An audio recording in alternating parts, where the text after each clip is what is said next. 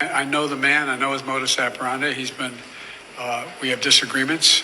He has a different view than I have on a lot of things, but he's been straight. I don't mean that it's good, bad, or indifferent. It's just been straight. And the thing that I find most assuring is he raised, and I fully agree, that either one of us have any concern, Mr. Ambassador, any concern about anything between our nations or happening in our region, we should pick up the phone and call one another, and we'll take the call. That's an important progress. That was President Biden talking about his 4-hour meeting with Chinese President Xi Jinping today. And I know picking up the phone between two superpowers sounds like a no-brainer. But the fact is, relations between the United States and China have been so bad over the last year or so, that phone hasn't been ringing.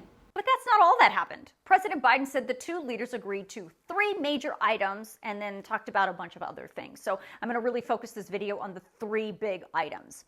Number 1, China and the United States have agreed to cooperate in reducing the export from China of pill presses and the precursor chemicals that go into making fentanyl. President Biden said this will go a long way in significantly reducing the flow of those deadly chemicals out of China and into the United States. The two countries have also agreed to coordinate law enforcement efforts in both the U.S. and China to make sure this is actually happening.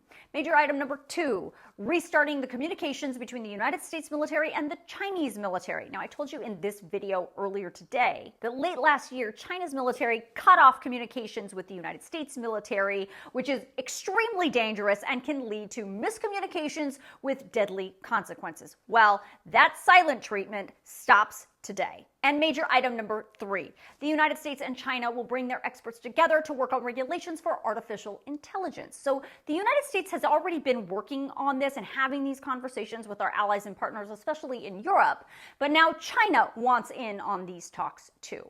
But the question is, after all this bad blood between the United States and China, especially recently, can President Biden trust that President Xi is going to live up to these agreements? Do I trust? I trust but verify, as the old saying goes.